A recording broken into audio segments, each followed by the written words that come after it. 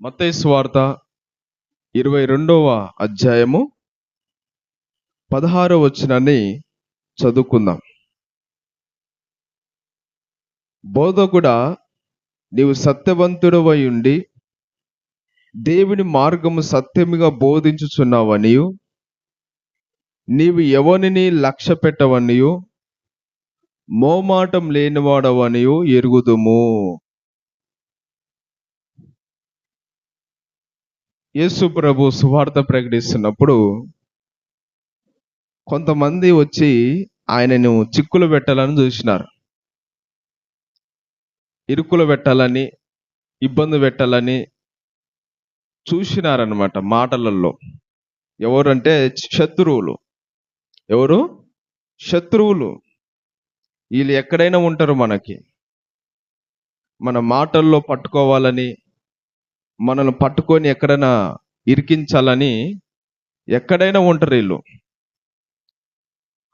అయితే యేసు ప్రభు దగ్గర కూడా అట్లా ఆయన మాటలలో తప్పు పట్టాలని, తప్పు మోపాలని ఆయన దగ్గరికి వచ్చి ఒక విషయం గురించి అడుగుతున్నారు.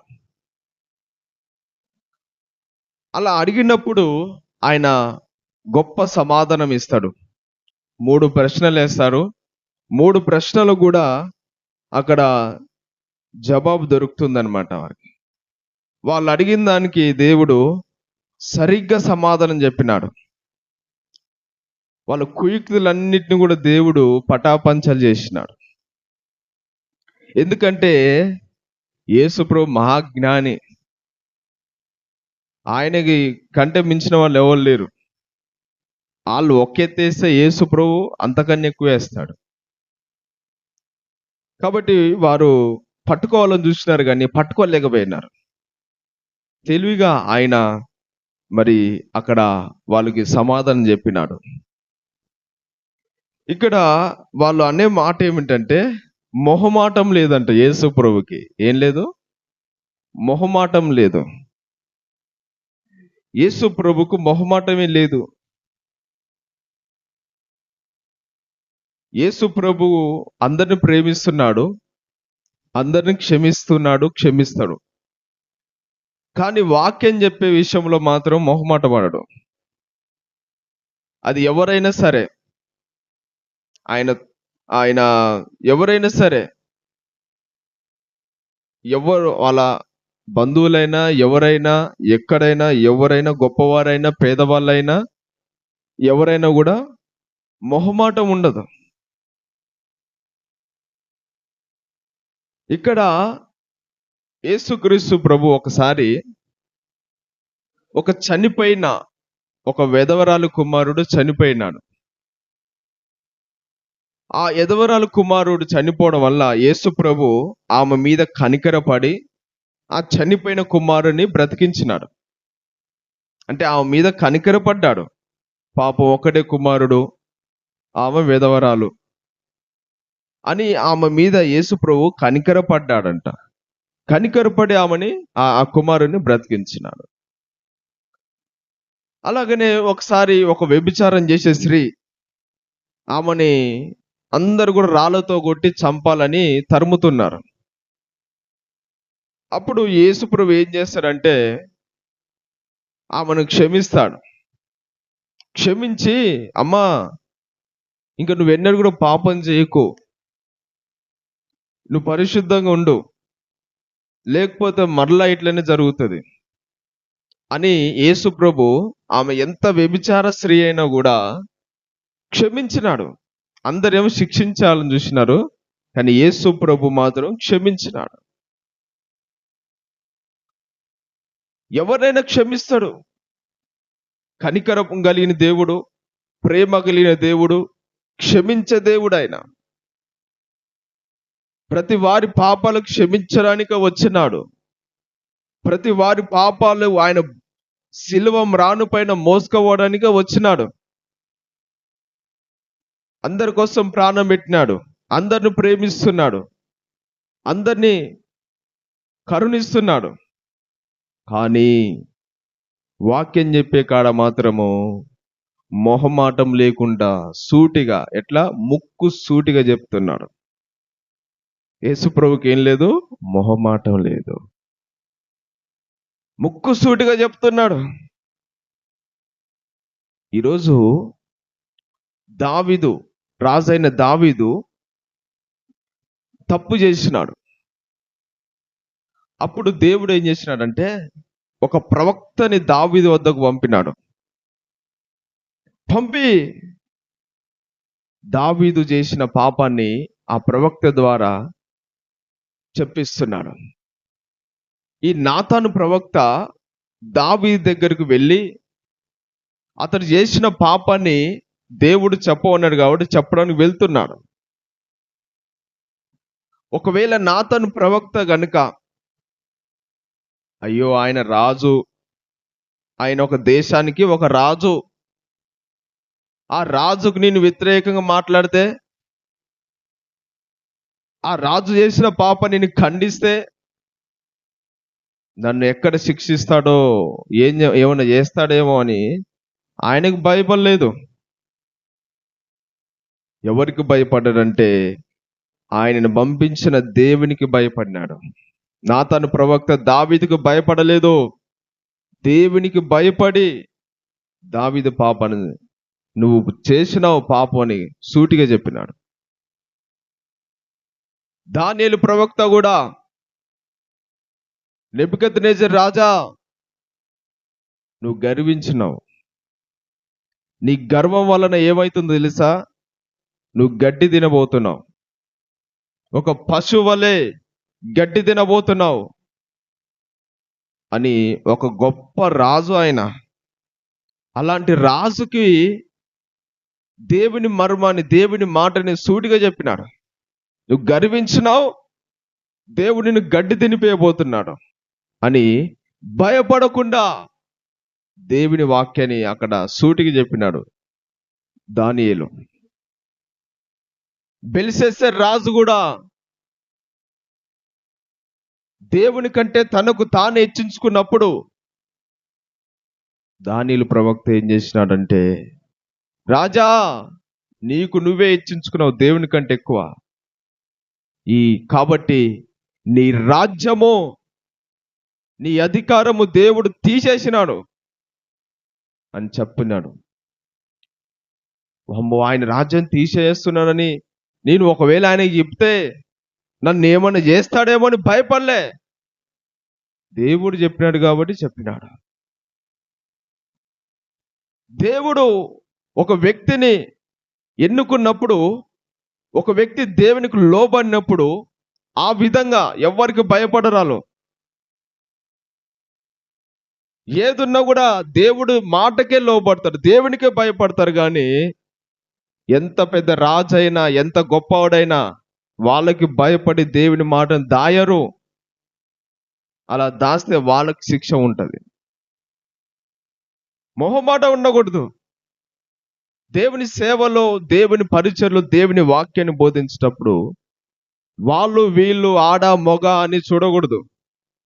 అందరిని ప్రేమించాలి, కరుణించాలి. కానీ వాక్యం విషయానికి వచ్చేటప్పుడు మాత్రం ఉన్నది ఉన్నట్టుగా బోధించాలి. ఇందులో ఏది కలపకూడదు, ఇందులో నుంచి ఏది తీసేయకూడదు. తిమోతితో కూడా అంటున్నాడు ఒకసారి, తిమోతి సత్యవాక్యాన్ని సరిగా ఉపదేశించుటకు నిన్ను నీవే జాగ్రత్త పడు. తప్పు చేసే వారిని గద్దించు, ఖండించు, బుద్ధి చెప్పు వాళ్ళకి. ఎందుకంటే ఈ రోజులలో ఉన్న బోధ, రాబోయే దినాల్లో ఉన్న బోధ వారికంటే అసహ్యం పుడుతుంది. ఆ బోధ మనుషులు సంతోషపెట్టే బోధ. అలాంటి బోధ బోధించకు. దేవుడు నీకు ఏదైతే అప్పగించినాడో దాన్నే బోధించు. మనుషులు దురద చెవులు గలవారు, ఈడ వింటారు, అటు దులుపుకొని పోతారు. అట్లాంటి నువ్వు బోధలు బోధించకు. దేవుడు నీకు ఏదైతే బయలుపరిచినాడో అదే బోధించు, ఏదైతే చెప్పినాడో అదే బోధించు. కానీ మనుషులకు సంతోషపెట్టే విధంగా, మనుషుల మెప్పు కోసము, నీ లాభం కోసం బోధించకు అని తిమోతితో కూడా పౌలు హెచ్చరిస్తున్నాడు. పౌలు కూడా అంటాడు, నేను దేవుని చేత ఉపదేశం పొందినాను కాబట్టి మనుషుల సంతోషపెట్టేవాడని కాను. గలితీ రాసిన పత్రిక 1:10 అంటాడు, నేను మనుషులను సంతోషపెట్టను, దేవుని సంతోషపెడుతున్నాను. నన్ను పిలుచుకుంది ఎవరు? దేవుడు. నన్ను ఆయన పనికి పిలుచుకుంది ఆయనే. కాబట్టి ఆయన ప్రకారం నడుస్తాను, ఆయన పని చేస్తాను, ఆయన చెప్పిందే బోధిస్తాను. మనుషులు చెప్పింది నేనెట్లా పాటిస్తా? మనుషులకు అనుకూలంగా నేనెట్లా బోధిస్తా? అలా బోధిస్తే నేను దేవుని సేవకునే కాదు, నాకే ప్రయోజనం కలగదు, నేను చేస్తున్న పని వ్యర్థము అంటాడు. ఈరోజు మొహమాటం అనేది ఉండకూడదు దేవుని పనికి. వాక్యం ముందు అందరు సమానమే. దేవుని ఇక చట్టం ముందు, తీర్పు ముందు అందరు సమానమే. ఈ లోకంలోనే ఆళ్ళు ఈళ్ళు అని తేడా ఉంటది. ఈ లోకంలో ఎక్కడ న్యాయం లేదు. ఉన్నదా? లేదు. ఎక్కడికి పోండి, ఎక్కడ పోండి, ఏ పెద్ద మనుషుల కాడికి పోండి, ఏ కోర్టుకు పోండి, ఎక్కడ పోండి, న్యాయమే లేదు, అన్యాయమే ఉంది మొత్తం. కానీ దేవుని దగ్గర అట్లా ఉండదు. దేవుని సింహాసనం ముందు ఒకరోజు తీర్పు రాబోతుంది. ఆ తీర్పు ముందు అందరూ నిలబడాలి. ఎంత గొప్పోరైనా, ఎంత పేదోళ్ళైనా, ఎంత తెలివి కల్లోలైనా, ఎంత చదువుకున్నోళ్ళైనా, ఎవరైనా సరే గాని అక్కడ నిలబడాల దేవుని తీర్పు దినమున. ఆయనకు పక్షపాతం లేదు. అందరికి ఒకటే తీర్పు తీరుస్తాడు. తీతుతో కూడా అంటున్నాడు, తీతు, నీవు దేవుని వాక్యాన్ని పట్టుకొని సరిగా ఉపదేశించు అంటున్నాడు. దేవుని వాక్యాన్ని సరిగా ఉపదేశించాలి. ఎందుకంటే దేవుని యొద్ద నుంచి పొందుకున్నాం. అది దేవుడు నన్ను నియమించుకున్నాడు కాబట్టి ఆయన చెప్పిన మాటనే నేను వింటాను, మనుషులు చెప్పినట్టు వినను. ఈరోజు చాలా మంది ఎలా ఉన్నారంటే మనుషులని సంతోషపెట్టేవారుగా ఉన్నారు, మనుషులని మభ్యపెట్టేవారుగా ఉన్నారు. కల్పన కథలు చెప్తున్నారు, లేని మాటలన్నీ చెప్తారు. ఎక్కడో సినిమా కథలు తీసుకొచ్చి మందిరంలో చెప్తారు, ఎక్కడో ఉన్న కథలన్నీ తీసుకొచ్చి మందిరంలో చెప్తారు. ఎందుకంటే వారి సొంత లాభాల కోసం, వారి సొంత జీవిత మనుగడ కోసము మనుషులను సంతోషపెట్టే బోధ. ఎప్పుడు చూడు ఆశీర్వాదం గురించి చెప్తారు, వాగ్దానాల గురించి చెప్తారు, దీవెనల గురించి చెప్తారు. ఎన్నిసార్లు పాపం చేసినా కూడా దేవుని కృప నిన్ను క్షమిస్తుంది అంటారు. ఇది తప్పుడు బోధ. ఎన్నిసార్లు పాపం చేసినా దేవుడు క్షమిస్తాడా నిన్ను? వ్యభిచారైన స్త్రీతో ఏమన్నాడు? అమ్మా, నిన్ను క్షమిస్తున్నాను కానీ ఇంకెప్పుడు పాపం చెయ్యకు. దేవుడు అందరిని క్షమిస్తాడు. నువ్వు ఎంత ఘోర పాపమైనా కూడా క్షమిస్తాడు. క్షమించిన తర్వాత, నువ్వు మారు మనసు పొందిన తర్వాత, నువ్వు రక్షణ పొందిన తర్వాత, నువ్వు వెలిగించబడిన తర్వాత మరలా పాపము చేయకూడదు.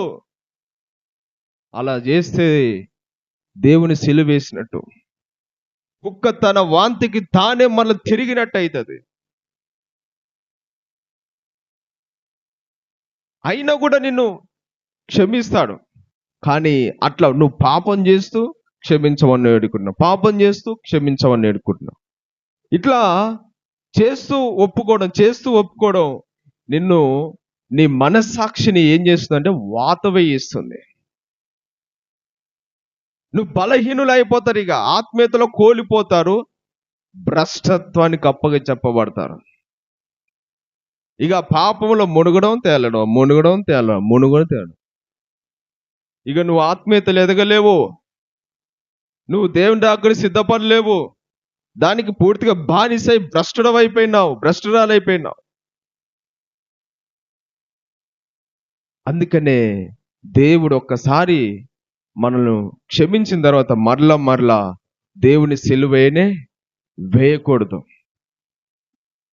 ఎంతసేపు ఆశీర్వాదాలు, దీవెనల గురించి బోధిస్తారు, వాగ్దానం గురించి బోధిస్తారు. దేవుని వాక్యం ప్రకారం నడవకుండా, దేవుని చిత్త ప్రకారం నడవకుండా ఎన్ని వాగ్దానం బోధిస్తే ఏముందండి? ఏం ప్రయోజనం కలుగుతుంది? యేసుప్రభువు ఏం చెప్పినాడు? మొదట మీరు దేవుని రాజ్యాన్ని, నీతిని వెతకండి. మొదట ఏం వెతకాలి? దేవుని రాజ్యాన్ని, నీతిని వెతుకో.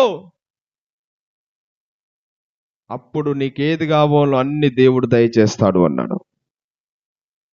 నువ్వు ఆయన రాజ్యాన్ని, నీతిని వెతకకుండా, వాక్యం ప్రకారం నడవకుండా, నీకిష్టం వచ్చినట్టుగా జీవించి, నీకిష్టం వచ్చినట్టుగా నడుచుకొని, ఈ లోకాన్ని, పాపాన్ని వెతుకుతూ ఉంటే నువ్వు దేవుని ఆశీర్వాదాలు పొందలేవు.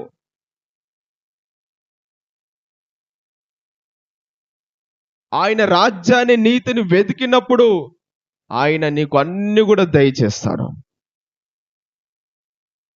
ఆయన వాక్యం ప్రకారం నడుచుకున్నప్పుడు, ఆయన వాక్యం ఘనపరిచినప్పుడు నువ్వు అడిగిన దానికంటే, ఊహించిన దానికంటే అత్యధికంగా దేవుడు దయచేస్తాడు. ఆశీర్వాదాలన్నీ నీ వెనకాల పరిగెత్తుకుంటూ వస్తాయి. అన్ని కూడా దేవుడు నీకు అనుగ్రహిస్తాడు. మందిరానికి వచ్చేవారు మారు మనసు పొందరు, వాళ్ళు పాత జీవితాన్ని విడిచిపెట్టరు, పాప జీవితాన్ని విడిచిపెట్టరు. కానీ దేవుడు నిన్ను దీవిస్తాడు, ఆశీర్వదిస్తాడని చెప్తాడు. ఎలా ఆశీర్వదిస్తాడు? నువ్వు దేవునికే నీ హృదయం ఏవైతేవి, దేవుని ఆశీర్వాదాలు ఎట్లా పొందుకుంటావు? సగం లోకం, సగం దేవుడు. ఈ పొడవ మీద ఆ పొడవ మీద కాలేయడం, అటుంటా ఇటుంటా, ఇది కావాలి అది కావాలి, అది చేస్తా ఇది చేస్తా. ఇట్లా ఉండేవాళ్ళు దేవుని ఆశీర్వాదాలు పొందలేరు. నీ పూర్ణ మనసుతో, పూర్ణ హృదయంతో ఆయనను మాత్రమే సేవించాలి, యేసయ్యను మాత్రమే సేవించాలి. అప్పుడు మాత్రమే నీ వెనకాలన్నీ కూడా దేవుడు ఆశీర్వాదాలు ఒకదాని వెంబటి ఒకటి దేవుడు దయచేస్తారు. ఈరోజు అందుకనే మనుషులు దేవుని వాక్యాన్ని ఎలా బోధిస్తున్నారంట? మనుషులకు సంతోషకరమైన బోధ. ఎందుకంటే అలా బోధిస్తేనే కానీ వాళ్ళకు సహాయం అందుద్ది. మనుషులను సంతోషపెడితేనే కానీ మందిరానికి వస్తారు. వాళ్ళని ఉన్నది చెప్తే, ముక్కుసూటిగా చెప్తే, వాళ్ళ పాపాన్ని ఖండిస్తే, వాళ్ళు చేస్తున్నది తప్పు, ఈ తాగొద్దు, ఈ వ్యభిచారం చేయొద్దు, ఈ దొంగతనం చేయొద్దు, ఈ నరహత్య చేయొద్దు, ఈ లోకానుసారంగా జీవించొద్దు, నువ్వు దేవుని వెంబడిస్తున్నావు, మళ్ళా విగ్రహారాధన చేయొద్దు, అపవిత్రమైన తినొద్దు, లోకానుసారం నడవద్దు, అది దేవునికి వ్యతిరేకము అని చెబితే మందిరాన్ని విడిచి ఎక్కడ వెళ్ళిపోతారో ఏమో అని భయపడి, దేవుని వాక్యాన్ని వక్రీకరించి, వాక్యాన్ని దాచిపెట్టి, దేవుని మార్గాన్ని విడిచిపెట్టి, దేవుని కాకుండా మనుషులకు లోబడి మనుషులకు సంతోషపెడుతున్నాడు. దేవుడా మనుషుని ఎన్నుకున్నది? ఎంత ఘోరం ఇది! వాళ్ళు మందిరానికి దేవుడే నడిపిస్తాడు. నువ్వు నిజమైన వాక్యము బోధిస్తే, నువ్వు దేవుని చిత్త ప్రకారం నడిస్తే అన్ని కూడా ఆత్మలైనా నీకు దేవుడు దయచేస్తాడు.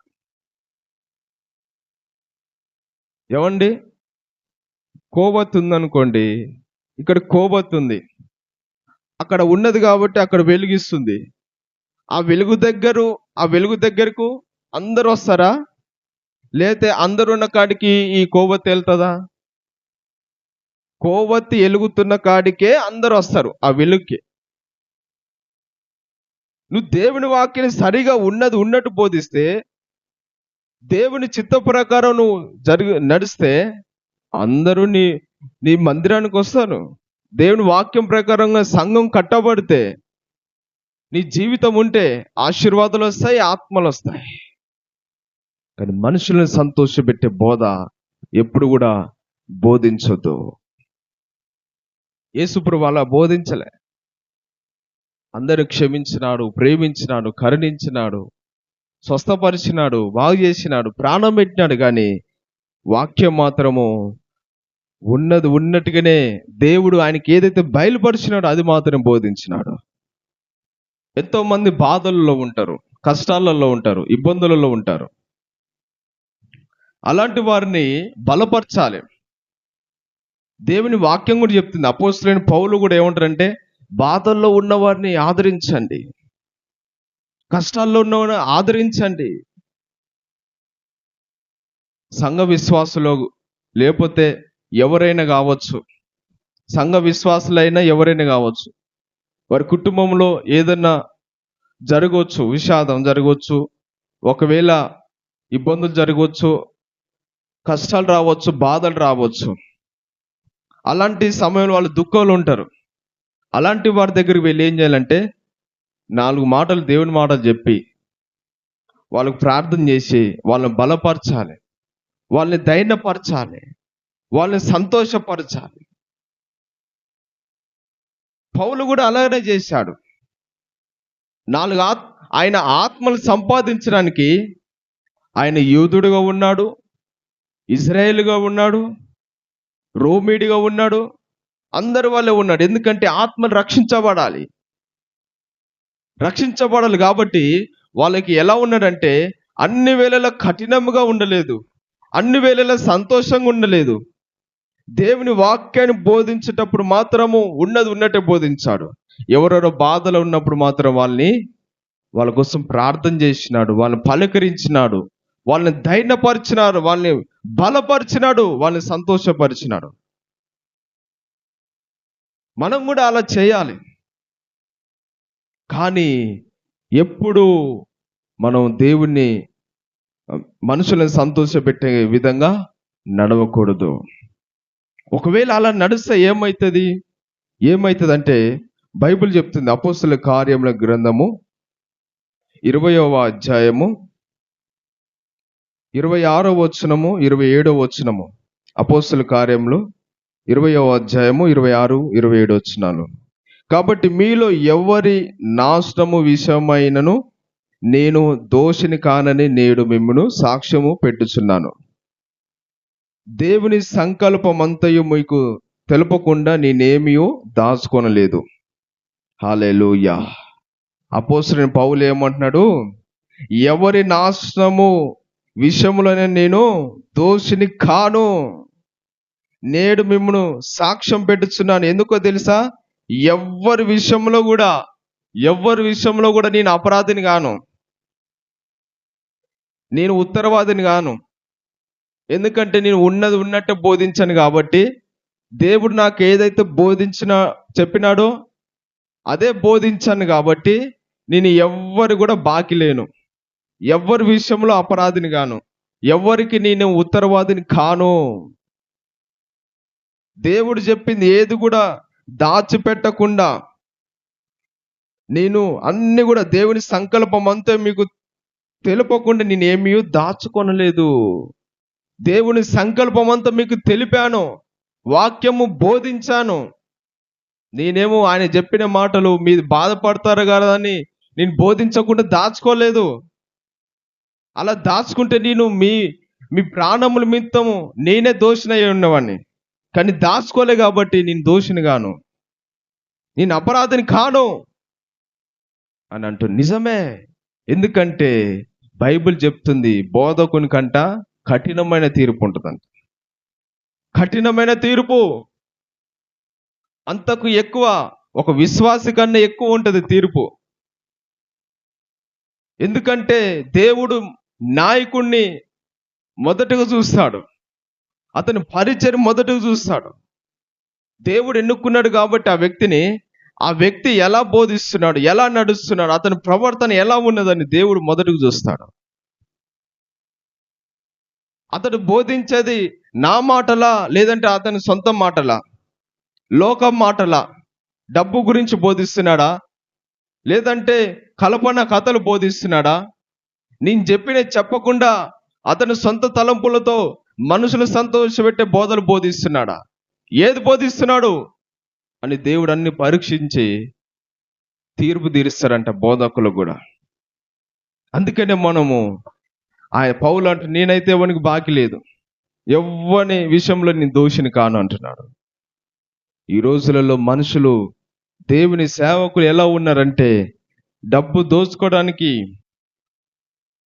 ఆత్మలు ఎక్కడ వెళ్ళిపోతాయో అని, లేదంటే మనుషులను సంతోషపెట్టడానికి వాళ్ళ ఘనతలకు కోసము ఏం చేస్తున్నారంటే దేవుని వాక్యాన్ని దాచిపెడుతున్నారు.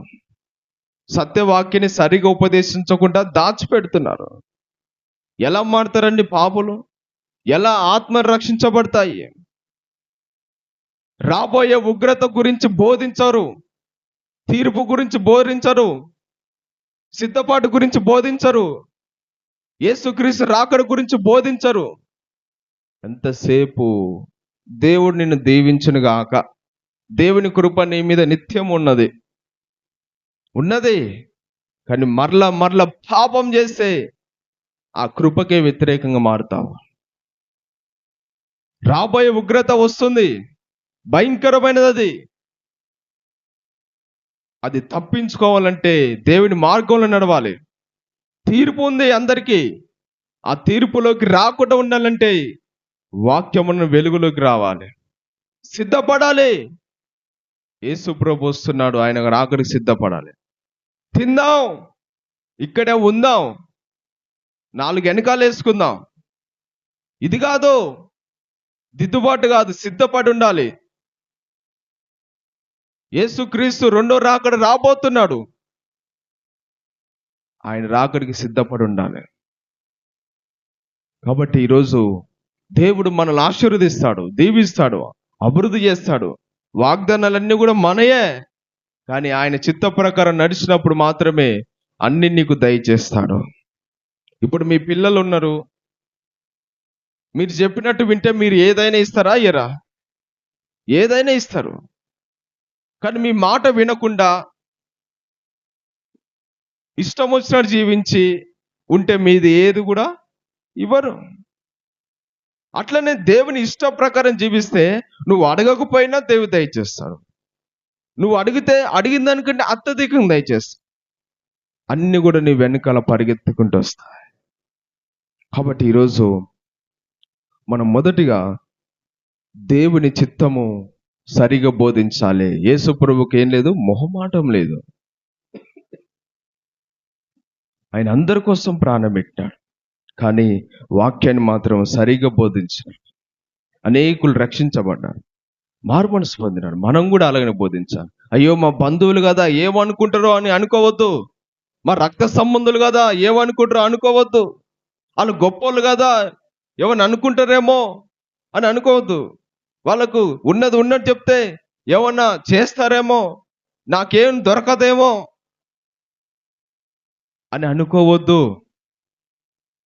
మనం దేవుని మాటలు సరిగా బోధించాలి.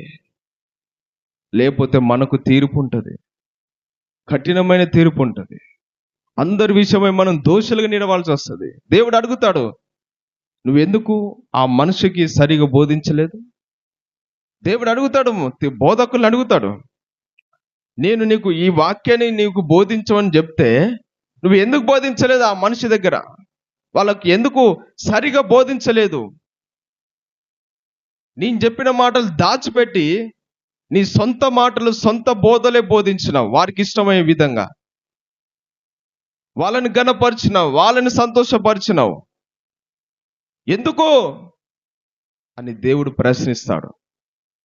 అందుకనే ఆ తీర్పులోకి వెళ్ళకుండా ఉండాలంటే మనము నమ్మకంగా దేవుని పని చేయాలి. దేవుడు మనం ఎందుకు ఎన్నుకున్నాడో ఆయన పని కోసం ఎన్నుకున్నాడు, ఆయన పని చేయాలి. అంతేగాని ఎవరు ఉన్నా లేపని, ఎవరు వచ్చినా రాకపోయినా మనం మాత్రం ఉన్నది ఉన్నట్టే బోధించాలి. కష్టాల్లో ఉన్నప్పుడు ఎవరినైనా ఆదరించండి, బాధల్లో ఉన్నప్పుడు ఆదరించండి, దుఃఖాల్లో ఉన్నప్పుడు ఆదరించండి, వాళ్ళని ప్రేమించండి, వాళ్ళని బలపరచండి, వాళ్ళని ధైర్యపరచండి. కానీ వాక్యం మాత్రము దేవుడు ఏదైతే చెప్తున్నాడో అదే బోధించు. అప్పుడు దేవుడు నిన్ను కూడా దీవిస్తాడు. కాబట్టి అట్టి విధంగా ఉందాము. దేవుడి మాట దీవించును గాక. ఆమేన్.